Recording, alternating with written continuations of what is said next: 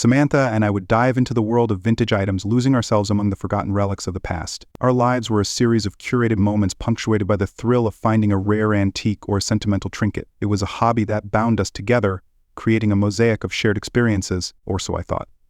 Lately, I had noticed subtle shifts in Samantha's behavior. Our weekend excursions were growing increasingly lopsided. The purchases she made were becoming fewer, but her time at the antique stores was stretching longer. Initially, I chalked it up to her newfound fastidious, or perhaps an evolving taste, but the nagging doubt, the quiet murmur of suspicion, continued to gnaw at me.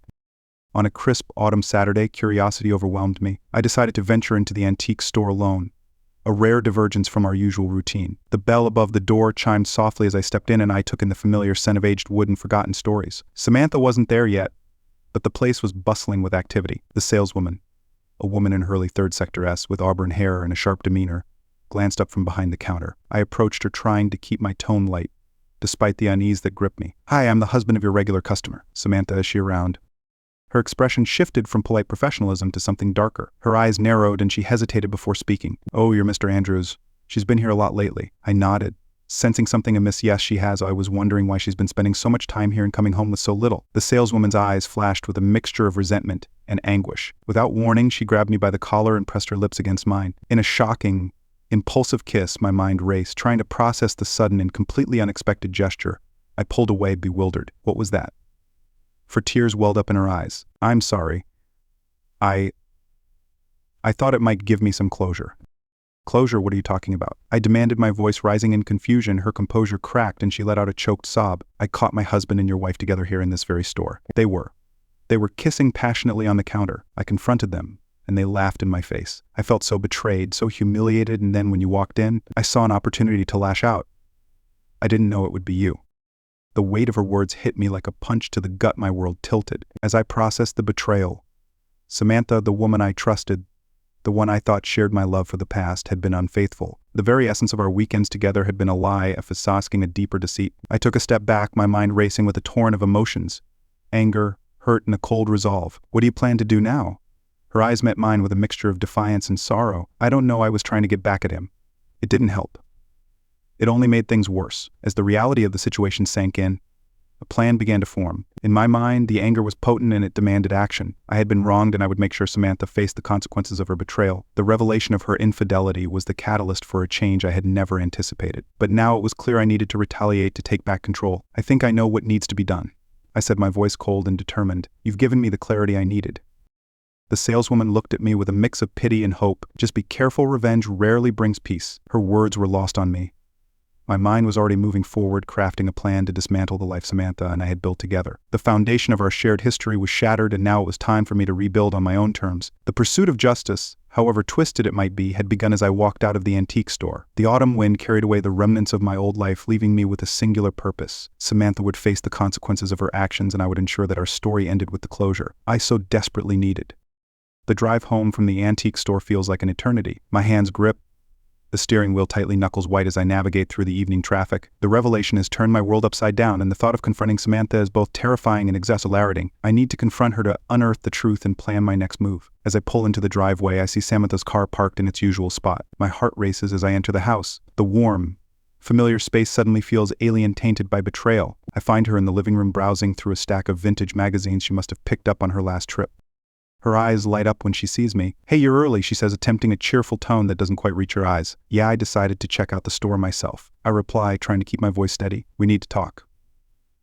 The smile falters on Samantha's face. She sets the magazines aside and looks at me with a mix of curiosity and apprehension about what I sit down on the couch, motioning for her to join me, about what's been going on. Samantha takes a seat next to me, her posture tense. "What do you mean?" I lean in, my voice low but firm. "I know about your affair. I know you've been seeing someone else." The saleswoman from the store told me everything. Her face pales and she shifts uncomfortably. "Look, I can explain." "Explain," I cut her off, my voice rising. "How do you explain kissing someone else? Someone right in that antique store? How do you explain the lies?" Tears spring to her eyes, but she tries to compose herself. "It was a mistake. A moment of weakness. It didn't mean anything." "Didn't mean anything." I'm incredulous. "Then why did you keep seeing him? Why were you spending so much time at the store? Was it just a cover?" Samantha's eyes dart around the room, avoiding mine. "I didn't know how to tell you. I thought it would be easier to distance myself gradually." Her words are like daggers. "Easier? You think this is easy for me?" She starts to cry, and for a moment I see the vulnerability beneath the deceit. I'm sorry. I never meant for things to get so complicated. The apology does little to soothe the anger boiling inside me. Sorry doesn't fix this. I've made up my mind. Samantha, we're getting a divorce, her face crumpled in despair. Please don't do this. I can change. We can fix this. I shake my head, my resolve hardening. I've lost trust in you. It's over. The silence that follows is heavy and suffocating. Samantha tries to reach out, but I pull away. I need some space. I'll stay somewhere else tonight as I pack a few belongings. Samantha's, please grow more desperate. Where will you go? Please. Let's talk about this. I don't respond. I need to act to make my intentions clear. As I leave, I catch a glimpse of the life we once shared, photos on the wall, mementos of happier times, and feel a pang of loss. But the betrayal overshadows the nostalgia. The following days are a whirlwind of legal consultations and moving out. I find a small apartment close to work, a temporary refuge where I can gather my thoughts and plan my next steps. Each evening I revisit the conversation with the saleswoman, piecing together the fragments of what happened.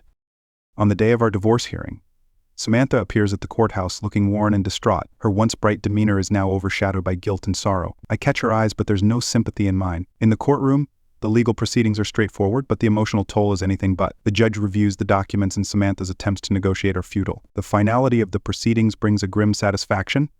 I'm closing a painful chapter, and although it's far from over, I'm one step closer to reclaiming my life. As I leave the courthouse, a sense of closure begins to settle in. I've taken control, but the bitterness of the betrayal lingers. My thoughts turn to the future and the revenge that still lurks in the shadows of my mind. I've dismantled the life Samantha and I built together, but I'm determined to see this through to the end. The coming days will reveal whether this path of retribution brings me the peace I seek, or if it only deepens the wounds. For now, I'm focused on the task at hand, untangling the mess left behind and ensuring that the consequences of Samantha's actions resonate long after our final separation. Days have turned into weeks since the court hearing, and the sharp sting of betrayal has begun to dull, replaced by a growing resolve. My new apartment, though modest, provides the solitude I need to plan my next moves. Samantha's betrayal has left me with more than just personal scars. It has ignited a fierce determination to see justice served not just legally but personally. I'm seated at my kitchen table, papers and documents spread out before me. Among them are the finalized divorce papers, Samantha's financial records, and various pieces of correspondence. I've begun piecing together a plan to hit Samantha where it will hurt most: her reputation and her newly established relationship with the man from the antique store who I've learned is named Alex. I need to confront them both, but not just with words. I want to expose the truth in a way that will ensure they feel the weight of their actions. It's late evening when I decide to pay a visit to the antique store under the guise of a curious customer. I want to gather more information about Alex and his relationship with Samantha. The shop is quieter than usual, and a saleswoman who had initially revealed Samantha's infidelity is working the counter. Her eyes light up with recognition. As I approach Mr. Andrews, she says, trying to sound professional, "What can I do for you?" "I'm just browsing," I reply, casually scanning the store. "Actually, I'm curious about Alex. Could you tell me more about him?" She looks at me with a hint of hesitation, her gaze dropping to the floor. "He's regular here, been coming for a few months. I don't know him very well, but he's always been very attentive to customers." I nodded, noting the guarded nature of her response. "And Samantha? How often does she come in now?" "More often than before," she admits quietly, but I can't say much beyond that. I give her a reassuring smile. "Thanks for your help." As I leave the store, a plan begins to form. In my mind, I need to create a situation that forces Samantha and Alex to confront their actions publicly, but I must be cautious. Any misstep could backfire. The next day, I visit a private investigator I've hired to dig into Alex's background. I'm greeted by a man in his 50s with a sharp suit and an even sharper demeanor. "Mr. Andrews, I've gathered some information for you," he says, handing me a folder. Alex Mitchell, his background is pretty clean, no criminal record, but I did find some interesting details. I opened the folder to find photos, addresses, and financial records. He's involved in several local charities, but his finances suggest he's living beyond his means. Interesting. The investigator nods. "Yes, it appears he might be financially dependent on something or someone. I'd suggest keeping an eye on his social media and public appearances. People often slip up in public." I thank him and leave, feeling a mix of satisfaction and anxiety. I know the next step is to expose the affair, but I need a platform. The idea strikes me.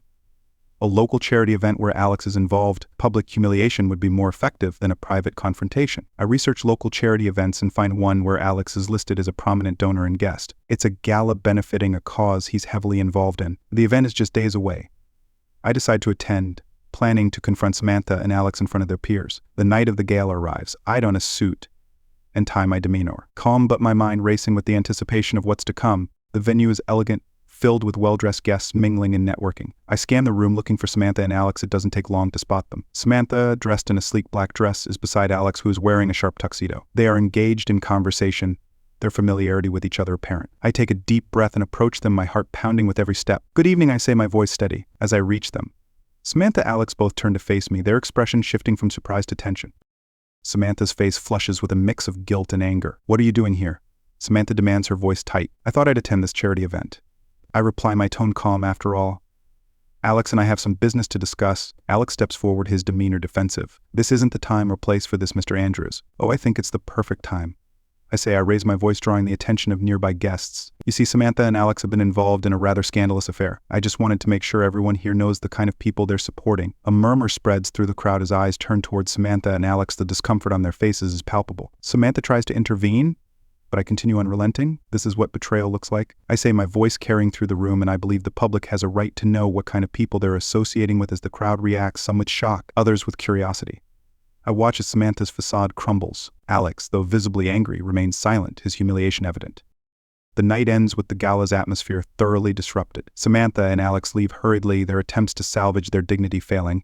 As I exit the venue, a sense of grim satisfaction washes over me. I've struck a blow, exposing the truth and forcing them to face the consequences publicly. The aftermath of the gala confrontation is chaotic. News of the scandal spreads quickly, and both Samantha and Alex face public backlash. For a brief moment, I feel a twisted sense of satisfaction, believing that my quest for retribution has reached its pinnacle. However, the thrill of victory is short-lived as a new, darker truth begins to unravel. A week after the gala, I receive an anonymous letter. The envelope is plain, but the message inside is anything but. The letter reveals that the affair was not just a betrayal of our marriage, but part of a much larger, more sinister scheme. According to the letter, Samantha and Alex were involved in a covert plan to exploit wealthy individuals for financial gain. The affair was merely a cover for their scheme designed to manipulate and defraud. I feel a cold rage. As I read the letter, the betrayal wasn't just personal, it was criminal.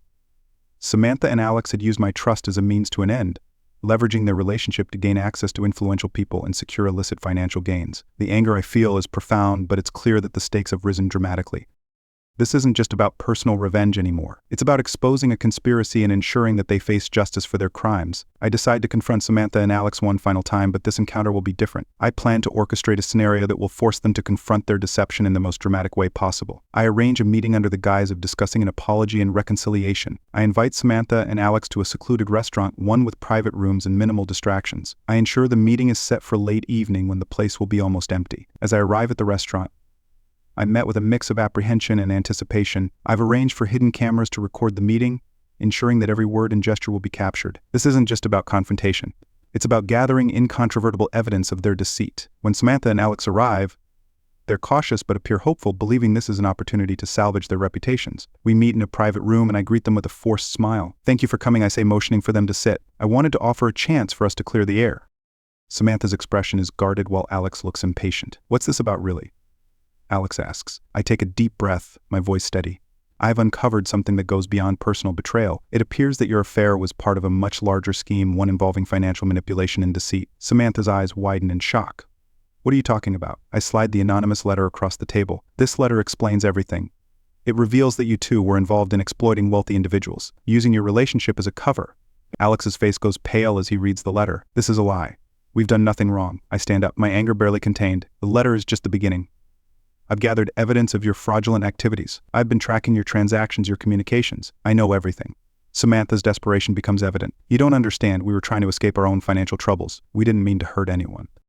"I don't care about your excuses," I reply coldly. "The consequences of your actions are far-reaching." Alex tries to grab the letter from the table, but I've anticipated this. I hit a button on my phone and the hidden cameras begin broadcasting the footage to a secure network. Within minutes, the room is filled with the sound of notifications and the sight of video feeds capturing the incriminating evidence. "You're both going to face the consequences," I say, my voice steely. "I've sent the evidence to the authorities and to the media. Your empire of deceit is about to crumble." Panic grips Samantha and Alex as they realize the gravity of their situation. They scramble to leave, but I intercept them, ensuring they understand there's no escape. "You can't do this," Samantha pleads. "We can work something out. I've worked this out already," I say, turning my back on them. "The truth will come out and you will face the consequences." As they leave in disgrace, I feel a sense of grim satisfaction. The final chapter of this saga is written not in personal vengeance alone, but in the unraveling of a criminal conspiracy. Samantha and Alex's betrayal was not just a personal affront, but a significant threat to others. The media frenzy that follows is relentless. Samantha and Alex are exposed, their schemes laid bare for all to see. The financial and legal repercussions are severe, and they're left to face the fallout of their actions. In the end, the story of betrayal and retribution reaches a surprising conclusion. Samantha and Alex are not only separated from their deceitful partnership, but also face severe legal consequences. Their one secure world crumbles under the weight of their own duplicity. As for me, the journey has left scars, but it has also given me clarity and closure. The personal vendetta has transformed into a broader justice, ensuring that the true nature of their actions is known. The path to retribution was fraught with challenges, but the final resolution brings a sense of vindication. The echoes of betrayal and the pursuit of justice resonate as I move forward, leaving behind a chapter defined by deceit and retribution. The story ends not with simple personal revenge, but with a profound revelation of truth and accountability.